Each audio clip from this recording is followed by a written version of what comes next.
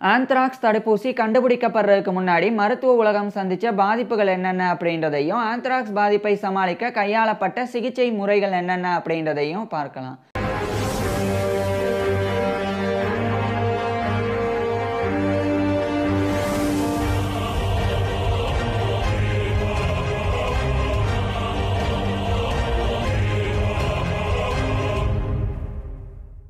நீண்ட காலத்துக்கு முன்னாடி வரைக்கும் ஆந்த்ராக்ஸ்ன்ற சீரியஸான இன்ஃபெக்ஷியஸ் டிசீஸை சமாளிக்க முடியாமல் மருத்துவ உலகம் திணறி வந்தது.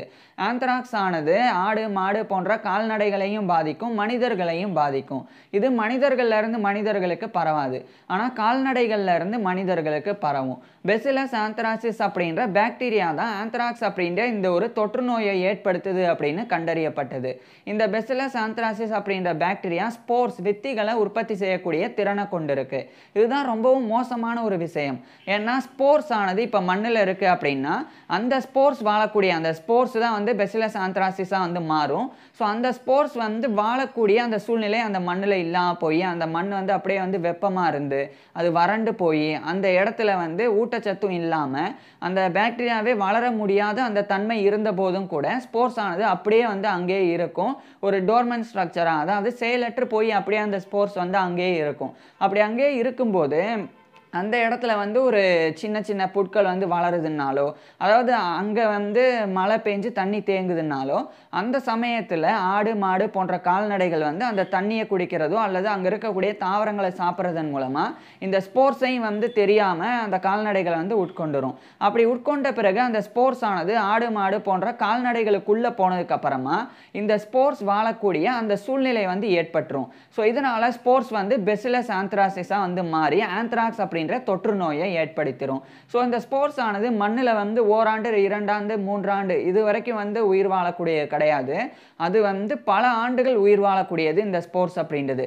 இதனால மண்ணில் அல்லது வேற என்விரான்மெண்ட்ல கூட இந்த ஸ்போர்ஸ் வந்து அப்படியே இருக்கும். அது வந்து செயலற்று போய் இருக்கும். ஆனால் அது வாழக்கூடிய சூழ்நிலை வந்து ஏற்பட்ட பிறகு அது வந்து பெசிலஸ் ஆந்த்ராசிஸ் அப்படின்ற பாக்டீரியாவாக மாறி இந்த ஆந்த்ராக்ஸ் அப்படின்ற தொற்று நோயை ஏற்படுத்தி ரொம்ப கொடிய பாதிப்புகளை ஏற்படுத்தும். ஸோ இந்த அளவுக்கு ரொம்ப மோசமானது தான் இந்த ஆந்த்ராக்ஸ் அப்படின்ற நோய் ஏற்படுத்தக்கூடிய பெசிலஸ் ஆந்த்ராசிஸ் அப்படின்ற பாக்டீரியா. ஸோ இதை சமாளிக்க முடியாமல் அந்த காலகட்டத்தில் மருத்துவர்கள் விஞ்ஞானிகள்லாம் ரொம்ப திணறி வந்தாங்க. ஆந்த்ராக்ஸ் மூலமாக பல பாதிப்புகள் ஏற்பட்டது. அதுக்கு முன்னாடி இந்த ஆந்த்ராக்ஸ் அப்படின்றது சில வடிவங்களை கொண்டிருக்கு. முதலாவது வடிவம் ஆந்த்ராக்ஸ் அப்படின்றதோடைய ஃபர்ஸ்ட் வடிவம் வந்து ஸ்கின் இன்ஃபெக்ஷன். இது வந்து கியூட்டேனியஸ் ஆந்த்ராக்ஸ் அப்படின்னு அழைக்கப்படும். இது என்னன்னா இப்போ ஒரு கால்நடை இருக்குனாலோ அல்லது மனிதர்கள் இருக்கிறாங்கன்னா அவங்களுடைய தோலில் வந்து காயமோ சிராய்ப்போ ஏற்பட்டதுன்னா அப்போ அந்த பாக்டீரியா வந்து அந்த காயத்தில் பட்டு அதன் மூலமாக வந்து தோலில் பாதிப்புகளை ஏற்படுத்தும். இதுதான் வந்து கியூட்டேனியஸ் ஆந்த்ராக்ஸ் அப்படின்றது. இதன் மூலமாக தோள்களில் வந்து பயங்கரமாக வந்து இந்த சலக்கட்டி பிளிஸ்டர்ஸ் அப்படின்ற கட்டிகள் வந்து ஏற்படும். ஆங்காங்கே வந்து வீக்கங்கள் வந்து ஏற்படும். ஸோ இது மாதிரியான பாதிப்புகளை இது ஏற்படுத்தும். ரெண்டாவது வந்து இன்ஹலேஷன் ஆந்த்ராக்ஸ் அப்படின்றது. இது வந்து லங் இன்ஃபெக்ஷன் அப்படின்றது. இது வந்து சுவாசிக்கிறதன் மூலமாக இந்த பாக்டீரியா வந்து நமக்குள்ளே போய் இது வந்து நுரையீரலில் பாதிப்பை ஏற்படுத்தி அதன் மூலமாக காய்ச்சலை ஏற்படுத்தும். அதுக்கப்புறமா சில்னஸ், உடல் முழுக்க வந்து குளிர்ச்சி தன்மையை ஏற்படுத்தும். இறுதியாக வந்து ரெஸ்பிரேட்டரி ஃபெயிலியரை ஏற்படுத்தி உயிரிழப்பை ஏற்படுத்திடும் சுவாசிக்க முடியாமல். ஸோ இதுவும் வந்து கால்நடைகள் மனிதர்கள் ரெண்டுதுலேயும் வந்து பொதுவானது. அதுக்கப்புறமா கேஸ்ட்ரோ இன்டெஸ்டினல் ஆந்த்ராக்ஸ் அப்படின்ற ஒரு ஃபார்ம். இதுதான் வந்து அதிகமாக ஏற்படக்கூடியது. இது என்னன்னா நம்ம வந்து உட்கொள்றதன் மூலமாக கண்டாமினேட்டட் ஃபுட் அண்ட் வாட்டர், அதாவது மாசடைந்த உணவு சாப்பிட்றதன் மூலமாகவோ மாசடைந்த நீரை குடிக்கிறதன் மூலமாகவோ இந்த ஆந்த்ராக்ஸோடைய பாக்டீரியா வந்து நமக்குள்ளே பரவி ஆந்த்ராக்ஸை ஏற்படுத்தும். இதன் மூலமாக வந்து வயிற்றுப்போக்கு, வயிற்று வலி, அதுக்கப்புறமா மலத்தில் ரத்தம் வெளியேறுதல், அதே மாதிரி உயிரிழப்பு நிகழுதல், குமட்டல், வாந்தி இது போன்ற பிரச்சனைகளும் இதனால் வந்து ஏற்படும். அதுக்கப்புறமா வந்து சிஸ்டமிக் ஆந்த்ராக்ஸ் அப்படின்றது. இது வந்து திசுக்கள் வழியாக வந்து ஊடுருவக்கூடியது. இதன் மூலமாக உடலில் இருக்கக்கூடிய திசுக்கள் வந்து அழிய ஆரம்பிக்கும். ஆர்கன்ஸும் வந்து ஃபெயிலியர் ஆகி உயிரிழப்பு ஏற்படும். அதுக்கப்புறமா இன்ஜெக்ஷன் ஆந்த்ராக்ஸ் அப்படின்றது. இந்த இன்ஜெக்ஷன் ஆந்த்ராக்ஸ் அப்படின்றது என்னென்னா, இப்போ வந்து ஒரு ட்ரக் இருக்குது, அந்த மருந்து வந்து கண்டாமினேட்டடாக இருக்கும்போது, மாசடைந்து இருக்கும்போது அந்த மருந்தை வந்து தெரியாதனமாக நம்ம எடுத்துக்கிட்டோம் அப்படின்னா அப்போ அப்போ ஏற்படக்கூடிய ஆந்த்ராக்ஸ் தான் இன்ஜெக்ஷன் ஆந்த்ராக்ஸ் அப்படின்றது. இதன் மூலமாக வந்து ரொம்ப கொடிய பாதிப்பு ஏற்படுத்தி உயிரிழப்பு நடக்கும். ஸோ இப்படி பல பாதிப்புகளை ஏற்படுத்தக்கூடியது தான் இது. குறிப்பாக இந்த ஸ்கின் இன்ஃபெக்ஷன் மூலமாக அதனுடைய உயிரிழப்பு விகிதம், அந்த மொர்டாலிட்டி ரேட் என்ன அப்படின்னா 20%. அதாவது இந்த கியூட்டேனியஸ் ஆந்த்ராக்ஸ் ஏற்பட்டால் 100ல் 20 பேர் இறந்து போயிடுவாங்க. 100 பேருக்கு ஏற்பட்டால் 20 பேர் இறந்து போயிடுவாங்க. அதே மாதிரி கேஸ்ட்ரோ இன்டெஸ்டினல் ஆந்த்ராக்ஸ் இது ஏற்பட்டால் குறைஞ்சது 25லிருந்து 60% வந்து இறந்து போயிடுவாங்க. அதாவது 100 பேர் இந்த கேஸ்ட்ரோ இன்டெஸ்டினல் ஆந்த்ராக்ஸ்னால பாதிக்கப்பட்டால் 25லிருந்து 60 பேர் வரைக்கும் இறந்து போயிடுவாங்க. அந்தளவுக்கு பாதிப்பை இது ஏற்படுத்தும். அதுக்கப்புறம் இந்த இன்ஹலேஷன் ஆந்த்ராக்ஸ் இது வந்து இன்னும் மோசமானது. இதனுடைய இறப்பு விகிதம் 85 to 90%. அதாவது 100 பேர் இந்த ஒரு இன்ஹலேஷன் ஆந்த்ராக்ஸ்னால பாதிக்கப்பட்டால் குறைஞ்சது 85லிருந்து 90 பேர் வரைக்கும் இறந்து போயிடுவாங்க. இப்படி இந்த அளவுக்கு ரொம்ப கொடிய பாதிப்புகளை ஆந்த்ராக்ஸ் ஏற்படுத்தினது. ஸோ இது மட்டும் இல்லாமல் பொருளாதார ரீதியான பிரச்சனைகளையும் உணவு தட்டுப்பாடுகளையும் கூட ஏற்படுத்தினது. ஏன்னா விவசாயிகள் கால்நடைகளை வளர்க்கும் போது கால்நடைகள் வந்து இந்த மாதிரி ஆந்த்ராக்ஸ்னால் பாதிக்கப்பட்டு உயிரிழந்தால் கால்நடைகள் மூலமாக கிடைக்கக்கூடிய உணவுகள், குறிப்பாக கால்நடைகள் இறந்து போகிறனால விவசாயிகளுக்கு பொருளாதார ரீதியான பிரச்சனை.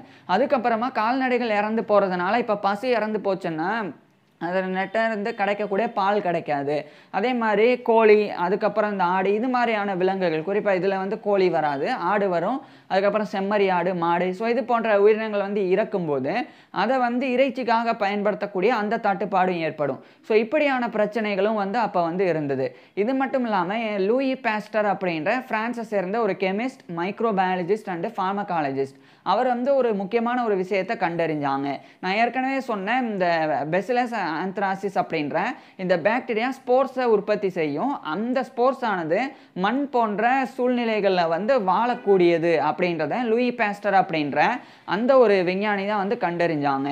அதுக்கப்புறம் தான் இன்னொரு விஷயத்தையும் அவர் கண்டறிஞ்சாங்க. அதாவது இப்போ இந்த பெசிலஸ் அந்த ஆந்த்ராக்ஸ்னால பாதிக்கப்பட்டு இறந்து போகக்கூடிய கால்நடைகளை மண்ணில் புதைக்கிறத தவிர்க்கணும். ஏன்னா அதை மண்ணில் புதைக்கிறதன் மூலமாக அந்த மண்ணில் புதைக்கப்பட்ட பிறகு அந்த பெசிலஸ் ஆந்த்ராசிஸ் அந்த பாக்டீரியாஸை மண்புழுக்கள் வந்து கேரி பண்ணிட்டு மண்ணுக்கு மேலே கொண்டு வந்து விட்டுரும். அதுக்கப்புறம் பெசிலஸ் ஆந்த்ராசிஸ் வந்து ஸ்போர்ஸை உற்பத்தி பண்ணிடும். ஸோ இந்த விஷயத்தையும் இந்த லூயி பாஸ்டர் வந்து கண்டறிஞ்சாங்க.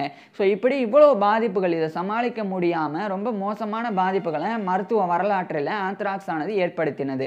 இதை சமாளிக்கிறதுக்கு சில சிகிச்சை முறைகள் பயன்படுத்தப்பட்டது. அதில் முதல் விஷயம் வந்து இப்போ ஒரு மாடு இறந்து போகுது ஆந்த்ராக்ஸ்னால அப்படின்னா அந்த மாடை புதைக்கிறதுக்கு பதிலாக எரிச்சிடணும் அப்படின்னு அறிவுரை கொடுக்கப்பட்டது. அது லூயி பாஸ்டரோடைய கண்டுபிடிப்புக்கு அப்புறமா. அதுக்கப்புறமா இந்த கால்நடைகளை வந்து ஐசோலேட் பண்ணணும், மனிதர்களாக இருக்கட்டும் கால்நடைகளாக இருக்கட்டும் ஆந்த்ராக்ஸ்னால பாதிக்கப்பட்டால் அவங்கள தனிமைப்படுத்தணும் அப்படின்ற முறை பயன்படுத்தப்பட்டது. இதனால மற்றவங்களுக்கு இந்த நோய் பரவலன்னாலும் அந்த நோயினால் பாதிக்கப்பட்டவங்க இறந்து தான் போனாங்க. அதுக்கப்புறமா மூன்றாவதாக வந்து சப்போர்ட்டிவ் கேர், அதாவது ரெஸ்ட்டில் இருக்கணும், அதே மாதிரி அதிகமாக தண்ணி குடிக்கணும், இது மாதிரியான விஷயங்கள் வந்து கடைபிடிக்கப்பட்டது. அதுக்கப்புறம் ஆர்சனிக், மெர்க்குரி, குவானைன், ஓபியம் போன்றது வந்து மருந்துகளாக பயன்படுத்தப்பட்டது. ஆனால் இது எதுவுமே வந்து கை கொடுக்கலை. அதுக்கப்புறமா சில விஷயங்கள் வந்து பயன்படுத்தப்பட்டது. அது வந்து இந்த சிம்டம் கேர் அப்படின்னா இப்போ இன்ஹலேஷன் ஆந்த்ராக்ஸ் ஏற்பட்டு சுவாச பாதிப்பு ஏற்படுது, அப்படியே ஃபீவர் ஏற்படுது அப்படின்னா அந்த ஃபீவருக்கு மருந்து கொடுக்கறது. உடலில் ஏதாவது வயிற்று வலி ஏற்படுதுன்னா அந்த வயிற்று வலிக்கு மருந்து கொடுக்கறது. இந்த மாதிரி சிம்டம்ஸை மட்டும் கேர் பண்ணுறதுக்கு உண்டான அந்த மருத்துவ சிகிச்சை வழங்கப்பட்டது. ஆனால் அதுவும் கூட கை கொடுக்கல. இது மாதிரி பயன்படுத்தப்பட்ட எந்த சிகிச்சை முறைகளும் வந்து பெரிய அளவில் எஃபெக்டிவாக கை கொடுக்கல. அதுக்கப்புறம் மூலிகைகள் பயன்படுத்தப்பட்டது. மூலிகைகள்னாலையும், அதாவது மூலிகை மருத்துவ சிகிச்சையினாலையும் ஆந்த்ராக்ஸை கையாள முடியல. ஸோ இந்த மாதிரி இருந்தனாலேயே ஆந்த்ராக்ஸை சமாளிக்க முடியல. இதனால் உயிரிழப்புகள் வந்து கால்நடைகள்லேருந்து மனிதர்கள் வரைக்கும் எக்கச்சக்கமாக இருந்துச்சு. ஸோ இதெல்லாம் இருந்த போதும் கூட கரெக்டாக 20ஆம் நூற்றாண்டுக்கு முன்னாடி லூயி பாஸ்டர் அப்படின்ற இந்த நபர், அவர் வந்து 1881 காலகட்டத்தில் ஆந்த்ராக்ஸ் அப்படின்ற இந்த ஒரு கொடிய நோய்க்குண்டான தடுப்பூசி வேக்சினை வந்து கண்டறிஞ்சாங்க. இந்த லூயி பாஸ்டர் இதை எப்படி கண்டறிஞ்சாங்க, அதை வந்து கண்டறியும் போது இருந்த சுவாரஸ்யமான விஷயங்கள் என்ன அப்படின்ற ஃபுல் டீட்டெயிலை நான் ஏற்கனவே ஒரு வீடியோவில் பேசியிருக்கிறேன். ஸோ அந்த வீடியோவை பார்க்குறதுக்கு டிஸ்கிரிப்ஷனில் லிங்க் கொடுக்குறேன், அதை வந்து கிளிக் பண்ணுங்கள். இல்லைனா டிஸ்பிளேவை டச் பண்ணுங்கள், நேராக லூயி பாஸ்டரோடைய அந்த ஆந்த்ராக்ஸ் வேக்சின் கண்டுபிடிப்பு அந்த வீடியோக்கே போயிடலாம்.